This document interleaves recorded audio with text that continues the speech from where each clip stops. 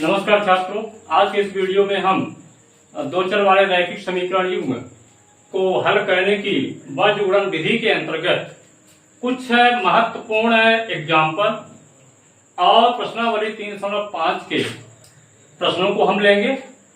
और यहाँ पर जो सवाल या उदाहरण आपके सामने मैं ले रहा हूँ ये परीक्षा के दृष्टिकोण से काफी महत्वपूर्ण है।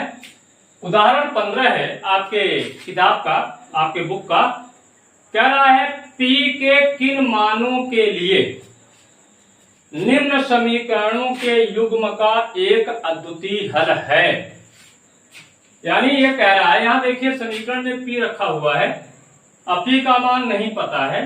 अब कह रहा है कि P के किन मानों के लिए ये जो रैखिक समीकरण युग्म है इसका एक अद्वितीय हल होगा।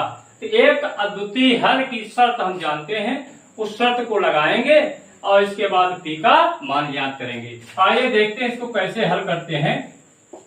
पहले तो रैखिक समीकरण युग्म हम लिख लेते हैं। दिया गया रैखिक समीकरण युग्म निम्न है। क्या है? 4x धन py धन 8 बराबर 0। इसका समीकरण नंबर 1 दे देते हैं। दूसरा है 2x plus 2y plus 2 equal to 0। Equation number क्या हो गया आपका? 2 हो गया। यहाँ पर पहले हम जो गुणांक हैं उनकी पहचान कर लें, अर्थात a1 b1 c1। तो यहाँ पर क्या है?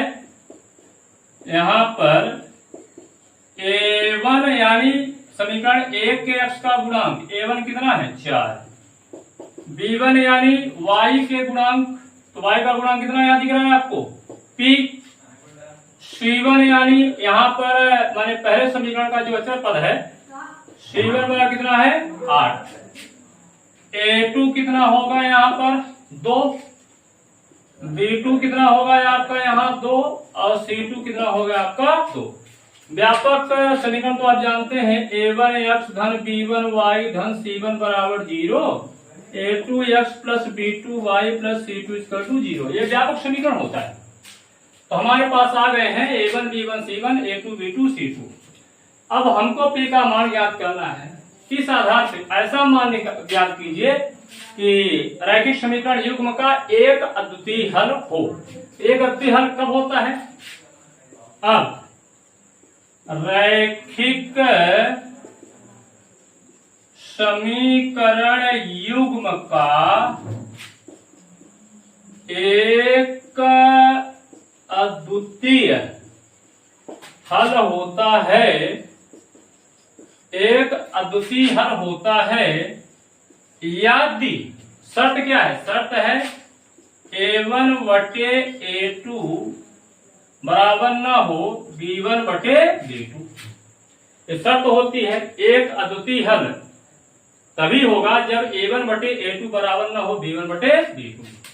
इसमें अब रख दें मान। तो a1 कितना है यहाँ देखिए? 4 बटे a2 कितना है यहाँ? 2 बराबर नहीं है। b1 कितना है यहाँ? p बटे b2 कितना यहाँ पर है? 2। अब इसको हम सरल कर लें। जैसे बराबर का चिन्ह होने पर आप सरल करते हैं, वैसे बराबर न होने पर उन्हीं गणितीय प्रक्रियाओं के तहत इसको हम सरल करेंगे। तिरछा गुणा कर दीजिए तो हो जाएगा 4 दूना 8 बराबर नहीं है। 4 दूना 8, तिरछा गुणा 2p। तो अब p का मान निकालना है तो आप ऐसा करिए या ऐसा लिख दीजिए इसको, जिसका मान निकालना है उसको घुमा करके आप बाईं ओर कर लीजिए। तो p बराबर नहीं है, क्या हो जाएगा? 8 बटे 2। ध्यान रखना है यहाँ बराबर का चिन्ह नहीं रहेगा, वो कटा हुआ है, यानी बराबर नहीं। 2 एक कम, 2 चौके 8, कितना आ गया? p बराबर आ गया 4। p बराबर नहीं है क्या? 4। इसका मतलब क्या हुआ कि p का मान 4 न हो, यानी 4 के अलावा p के प्रत्येक मान के लिए रैखिक समीकरण युग्म के कितने हल होंगे? क्या हल होगा? एक अद्वितीय हल होगा। तो यहाँ कह दीजिए अतः 4 के अलावा यानी अतिरिक्त, 4 के अलावा P के प्रत्येक मान के लिए रैखिक समीकरण युग्म का एक अद्वितीय हल होगा। यानी P के स्थान पर 4 के अलावा कोई भी संख्या हम रख दें तो जो रैखिक समीकरण युग्म है उसका क्या होगा, एक अद्वितीय हल होगा। एनसीईआरटी की बुक का उदाहरण 16 लेते हैं। उदाहरण 16 ये भी जो प्रश्न है काफी महत्वपूर्ण है। दिया है के किस मान के लिए निम्न रैखिक समीकरणों के युग्म के अपरिमित रूप से अनेक हल होंगे। अब यहाँ पर देखिए के यहाँ दिया हुआ, यहाँ भी के लिखा है, यहाँ भी लिखा है, यहाँ भी लिखा है, यहाँ भी लिखा है। के का मान हमें पता नहीं है। अब हमें पता करना है कि के का मान क्या होगा। कैसा मान? ऐसा मान कौन सा होगा जिसके लिए रैखिक समीकरण युग्म के अपरिमित रूप से अनेक हल होंगे। तो अपरिमित रूप से अनेक हल की शर्त जो हम होती है उसी शर्त को लगाएंगे और इस प्रश्न को हल करेंगे। तो आइए सबसे पहले हम क्या लिखते हैं, दिया गया रैखिक समीकरण, दिया गया रैखिक समीकरण युग्म निम्न है। क्या है? kx plus 3y minus k minus 3 equal to 0। समीकरण number 1 12x plus ky minus k equal to 0। समीकरण नंबर 2। आइए यहाँ a1 b1 c1 a2 b2 c2 की पहचान कर लें। क्या है यहाँ पर a1 बराबर क्या है, k, b1 की जगह क्या लिखा हुआ है यहाँ 3, c1 की जगह क्या है, ध्यान से देखिए k माइनस 3, चिन्ह सहित लेना है। a2 की जगह कितना है यहाँ 12, b2 की जगह कितना है यहाँ पर देखिए k, और c2 की जगह है माइनस k। अब यहाँ पर अपरिमित रूप से अनेक हल कब होते हैं, क्या शर्त होती है, उस शर्त को हम लिखेंगे। अब रैखिक समीकरण युग्म के अपरिमित रूप से अनेक हल होंगे। कब होंगे?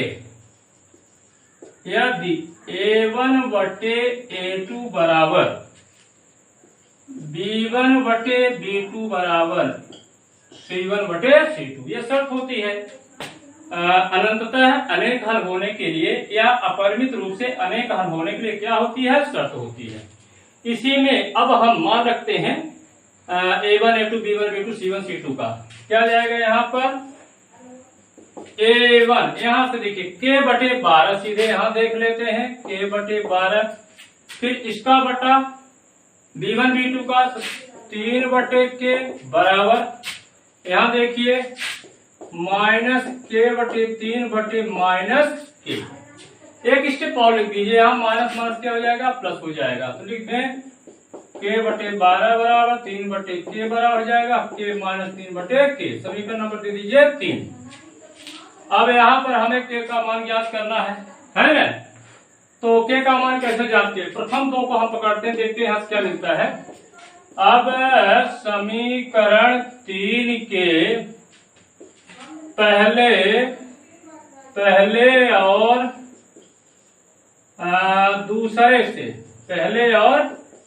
दूसरे से k बटे 12 बराबर क्या हो जाएगा, 3 बटे k हो जाएगा। ठीक है यहाँ तक।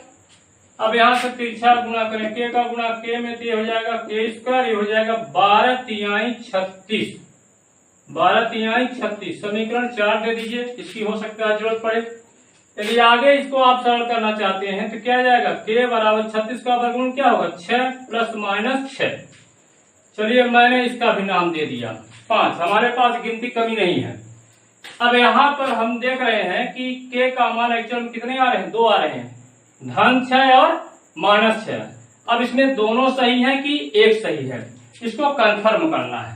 तो यहाँ से तो कंफर्म नहीं हो पा रहा है, तो ऐसा करते हैं, अब हम पकड़ते हैं पुनः कौन सा, दूसरे और तीसरे को। यहाँ लिखेंगे पुनः समीकरण 3 के दूसरे और तीसरे से, दूसरे और तीसरे से क्या आ जाएगा यहाँ पर, 3/k बराबर k - 3/k।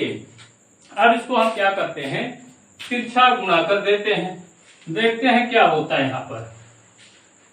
तो यहाँ पर जब तिरछा गुणा करेंगे तो आ जाएगा 3 का k में गुणा हो जाएगा 3k, अब k का इधर गुणा करते हैं तो k गुणे k - 3, हो जाएगा 3k आ जाएगा k² - 3k। अब यहाँ पर ऐसा करते हैं, जरा देखिए k² का मान हमारे पास यहाँ है, जो 2 संभावनाएं बन रहे हैं इसका उपयोग करने से एक संभावना अपने आप समाप्त हो जाएगी। तो जहाँ k² है वहां हम लिख देते हैं 36, हो जाएगा 3k बराबर हो जाएगा 36 - 3k। कहाँ से लिखा है आपने, समीकरण कहाँ से, 4 से, यहाँ लिख देंगे समीकरण 4 से।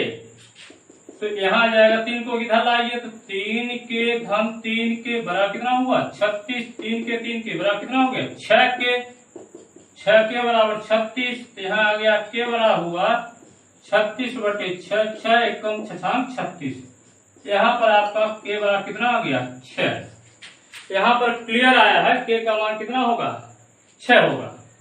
यहाँ पर अब हम कह सकते हैं कि k बराबर 6 के लिए, k बराबर 6 के लिए रैखिक समीकरण युग्म के अपरिमित रूप से अनेक हल होंगे। अतः क्या दे, अतः k बराबर 6 के लिए, k बराबर 6 के लिए समीकरण युग्म के, समीकरण युग्म के अपरिमित रूप से अनेक हल होंगे। और इस प्रकार अब हम प्रश्नावली 3.5 के प्रश्न क्रमांक 1 को लेते हैं। प्रश्न का जो निर्देश है वो लंबा दिख रहा है। प्रश्न कहता है निम्न रैखिक समीकरणों के युग्मों में से किसका एक अद्वितीय हल है, किसका कोई हल नहीं है और किसके अपरिमित रूप से अनेक हल हैं। यदि अद्वितीय हल है तो फिर कह रहा है कि वज्र गुणन विधि से उस समीकरण युग्म को हल कीजिए, वज्र गुणन विधि से। आइए देखते हैं कि ये किस प्रकार के हैं, इनके जो हल है उनका स्वभाव कैसा है, उनका नेचर कैसा, उनकी प्रकृति कैसी है। तो सबसे पहले हम लेते हैं पहला सवाल। तो पहला काम क्या है, दिए गए रैखिक समीकरण युग्म को लिखना। तो दिया है, या ऐसा लिख लें, दिया गया रैखिक समीकरण युग्म निम्न है। क्या है, पहले की बात कर रहा हूं, x - 3y - 3 बराबर 0 समीकरण 1 दे दें और 3x - 9y - 2 बराबर 0 समीकरण 2 दे दिया। अब यहाँ पर हम जो गुणांक है उनकी पहचान कर लें। तो यहाँ पर a1 b1 c1, a1 कितना है, यहाँ x का गुणांक नहीं दिख रहा है, कितना हो जाएगा 1, और b1 बराबर कितना है -3, c1 बराबर कितना है -3। इसके बाद a2 कितना है, यहाँ पर देखिए 3, b2 कितना है -9, और c2 कितना है यहाँ पर देखिए -2। तो हम लोगों ने a1 b1 c1 a2 b2 c2 को पहचान लिया और उसको लिख लिया। अब चेक करना है कि किसके अनेक हल होंगे, किसका कोई हल नहीं होगा अथवा अद्वितीय हल होगा। हमें तीनों अनुपात को निकालना है पहले, क्योंकि अनुपात के आधार पर ही हम तय करेंगे कि हल कैसा होगा। तो पहले निकाल लेते हैं। अब A1 बटे A2, A1 तो 1/3 आ गया, 1/3। B1 बटे B2 कितना होगा जरा देखें, -3 बटे -9। तो माइनस माइनस तो कट जाएगा, इसको न्यूनतम रूप में लिखना है। तो 3 एकम 3 त्रिका 9, तो कितना आ गया 1/3। तो B1 बटे B2 का मान हो गया 1/3। C1 बटे C2 का मान कितना होगा जरा देखें, -3 बटे -2, एक कट गया, बराबर आ गया 3/2। अब आप इन अनुपातों की तुलना करें। A1 बटे A2, पहले हम किसकी तुलना करते हैं, क्या A अनुपात इस अनुपात के बराबर है? यदि बराबर है तब हम C1 बटे C2 की बात करते हैं, यदि बराबर नहीं है तो आगे जाने की जरूरत नहीं है। A1 बटे A2 कितना है 1/3, B1 बटे B2 कितना है 1/3, यानी ये दोनों आपस में बराबर है। और C1 बटे C2 कितना 3/2, ये दोनों बराबर हैं, लेकिन C1 बटे C2 के बराबर नहीं है। यहां से क्या स्पष्ट हो रहा है, यहाँ स्पष्ट है चूंकि यहां स्पष्ट है कि क्या स्पष्ट है कि A1 बटे A2 बराबर है B1 बटे B2, बराबर 1/3 1/3, बराबर नहीं है C1 बटे C2। अब आप बताइए किसकी शर्त है? तो शर्त है किसकी, कोई भी हल नहीं होगा। लिख देते हैं हम, अतः समीकरण युग्म का कोई भी हल नहीं होगा। तो इस प्रकार से जो प्रश्न क्रमांक 1 है, पहले का पहला, ये इस प्रकार से हल होता है, अर्थात समीकरण युग्म का कोई भी हल नहीं होगा। और हल नहीं होगा तो हल करने की आवश्यकता ही नहीं। दूसरे सवाल को लेते हैं। दूसरा है, दिया गया रैखिक समीकरण युग्म निम्न है। क्या है, 2x धन y बराबर 5, 3x धन 2y बराबर 8। यहाँ देखिए अचल पद दाईं ओर है, जो हमारा मानक समीकरण होता है ax plus by plus c बराबर 0 होता है। तो अचल पद को हम बाईं ओर लाते हैं, तो यहाँ ऐसा करके लिख लें, या 2x धन y माइनस 5 बराबर 0 समीकरण 1 दे दें, और ये हो जाएगा 3x प्लस 2y माइनस 8 बराबर 0 समीकरण नंबर 2। यहाँ एक गुणांकों की तुलना कर लें। यहाँ पर A1 B1 C1 A2 B2 C2 की पहचान कर लीजिए। पहले वाले में A1 B1 C1 मिलेगा, दूसरे वाले समीकरण से A2 B2 C2 मिलेगा।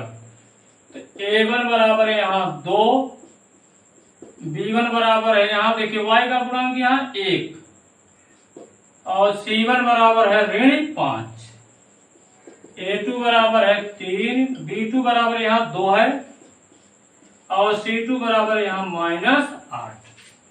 अब आइए, चूंकि जांच करनी है, चेक करना है, तो चेक करने के लिए हमें अनुपात की जरूरत पड़ेगी।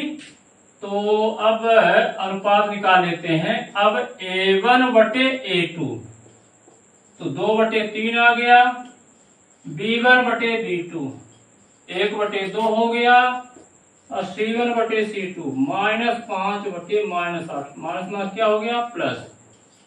तो जरा देखिए यहाँ पर A1 बटे A2 और B1 बटे B2 बराबर नहीं है। जब ये बराबर नहीं होते हैं तो तीसरे की हमें जरूरत नहीं पड़ती। यहीं से हम कंफर्म कर लेंगे कि हल कैसा होता है। तो यहाँ पर जो अवलोकन करने से हमें दिख रहा है, ये 2/3 है, 1/2, ये दोनों बराबर नहीं है। तो आइए तर्क देते हैं, क्या कहेंगे, चूंकि यहाँ A1 बटे A2 बराबर नहीं है B1 बटे B2, बराबर कहाँ है 2/3 है, 1/2 है। इस स्थिति काहे की शर्त है? अद्वितीय हल की है। अतः समीकरण युग्म का एक अद्वितीय हल होगा। अब अद्वितीय हल है तो उसे हल भी करना है। अब किस विधि से हल करना है? वज्र गुणन विधि से हल करना है। अब वज्र गुणन विधि जब हम लगाते हैं तो गुणांकों को सजाना पड़ता है। एक चित्र बनाते हैं तो चित्र इस तरह से बनेगा। आपको पता है यहां से ए बी सी, तो हम चलते हैं कहां से? बी से शुरू करते हैं, यहीं से स्टार्ट होगा, यहीं पर अंत होगा। बी से सी, फिर सी से ए और ए से बी। बी से चलते हैं, बी पर समाप्त होते हैं। तो यहां पर क्या होगा? सजाने के लिए बी से स्टार्ट करेंगे तो यहां देखिए लिखा हुआ है B1 B2 1 2, तो यहां लिखा हुआ है 1 2। इसके बाद C1 C2 तो -5 -8 BC हो गया। BC के बाद क्या आएगा? A आएगा। BC A आएगा। यहाँ A1 A2 यानी आ जाएगा 2, यहाँ 3। इसके बाद क्या होगा? फिर से B आता है तो B1 B2 1/2। यहाँ रखेंगे x दोनों के बीच में, यहाँ रखेंगे y, यहाँ रखेंगे a। गुणा कैसे होता है? तिरछा यानी तिर्यक, ऊपर से नीचे। यहाँ भी होगा नीचे से ऊपर, फिर यहाँ ऊपर से नीचे, फिर नीचे से ऊपर।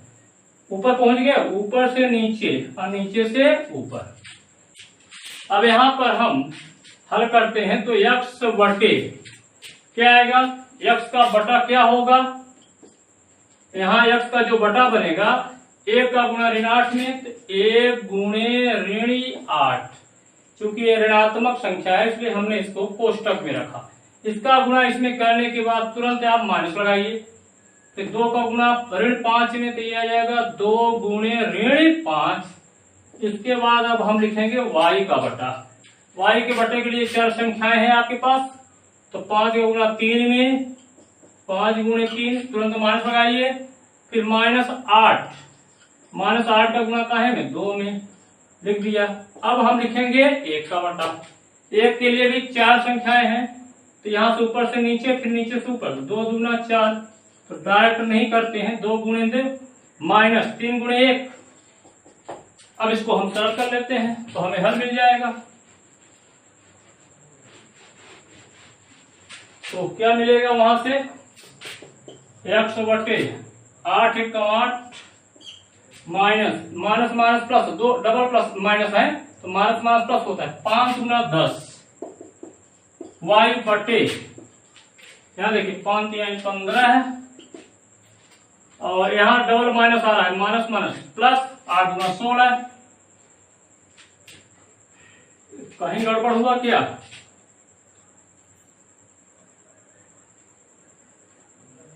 -5 8, कहीं गड़बड़ होगा क्या? देख लीजिए आप।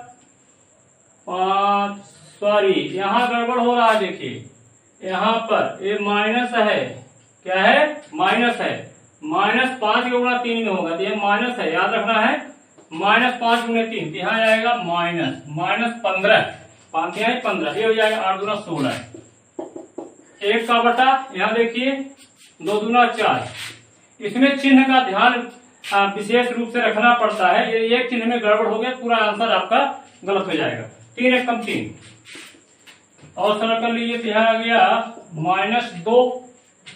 यहाँ भी गड़बड़ हुआ, देखिए यहाँ भी गड़बड़ हो रहा है। यह -8 है, यहाँ 1 है तो -8 होगा, और यहाँ माइनस माइनस प्लस होगा तो यहाँ हो जाएगा प्लस। इसको सावधानी के साथ आपको करना है। -8 + 2 तो यहाँ आ गया x बटे 2 आ गया। ठीक है, कोई दिक्कत नहीं है। चिन्ह चेक कर लीजिए, माइनस हो जाएगा, ये हो जाएगा प्लस, माइनस प्लस, ये माइनस होगा, ये प्लस होगा, ये माइनस ये प्लस, और ये हो गया आपका 2 दूना 4 प्लस माइनस। तो y बटे कितना आ गया? यहाँ 1, यहाँ आ गया आपका 1 बटे 1। अब इसका समीकरण नंबर 3 दे दीजिए। पहले और तीसरे को पकड़ लीजिए। अब पहले और तीसरे से क्या आएगा? x बटे 2 बराबर 1 बटे 1। तो x बराबर हो जाएगा 1 गुणे 2/1 बराबर कितना हो गया 2। यहाँ पर यहाँ लिख दीजिए या ऐसे कर लीजिए x बराबर 2, तो x का मान मिल गया। अब आइए यहाँ पर y का मान क्या होगा। y का मान के लिए हमें क्या किसको पकड़ना पड़ेगा, दूसरे और तीसरे को। पुनः दूसरे और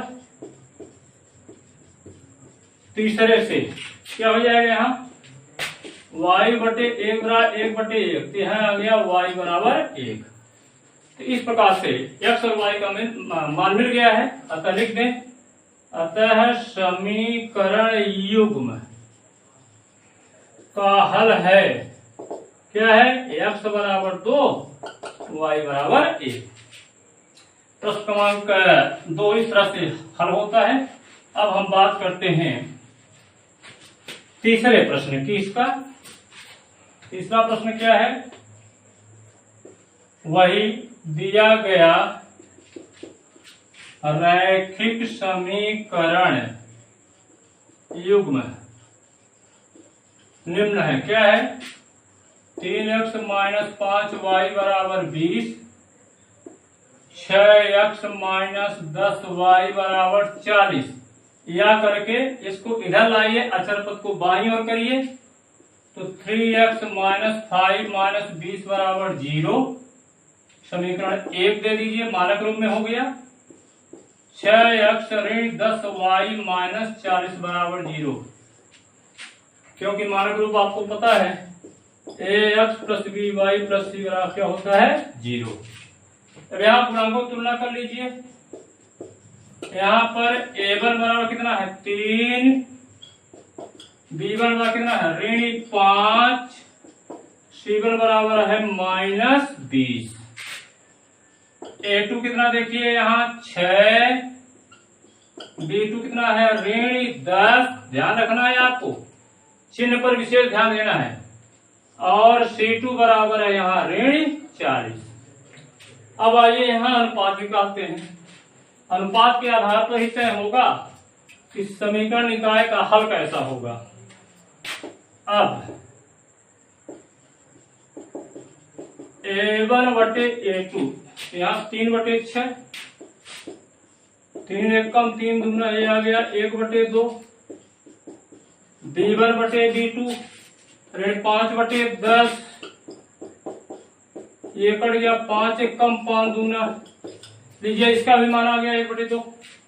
c1/c2 देखें, ये आ गया -20/40, माइनस माइनस प्लस हो जाएगा, 20 एकम 20 दूना 1/2। यहाँ पर देख रहे हैं आप कि तीनों अनुपातों का मान बराबर है। तो तीनों अनुपातों का मान जब बराबर होता है तो वहां पर क्या होता है, अपरिमित रूप से अनेक हल होते हैं। तो यहाँ कह दीजिए, चूंकि a1/a2 बराबर b1/b2 बराबर है c1/c2, तीनों बराबर है, और चाहे तो लिख दीजिए 1/2 के बराबर है। हालांकि इसकी आवश्यकता नहीं है, सिर्फ ये तर्क देना है a1/a2 बराबर b1/b2 बराबर c1/c2। अब चूंकि तीनों अनुपात बराबर है तो बराबर अनुपात कितना है 1/2, इसलिए लिख दिया गया। निष्कर्ष निकालिए, अतः समीकरण युग्म के अपरिमित रूप से कितने हल होंगे, अनेक हल होंगे। इस प्रकार से प्रश्न क्रमांक 1 के तीनों प्रश्न हल होते हैं।